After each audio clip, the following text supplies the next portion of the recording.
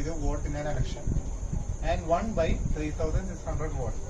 Find the total number of votes. ഇത് വളരെ എളുപ്പമായിട്ടുള്ള നമ്മൾ ഇങ്ങനത്തെ ഒരു ക്വസ്റ്റ്യൻ വരുമ്പോൾ നമ്മൾ ആദ്യം തന്നെ ചെയ്യുന്നത് 100% എടുക്കാം. മൊത്തം ജനതയെ, അതായത് മൊത്തം ആളുകളെ 100% എടുക്കും.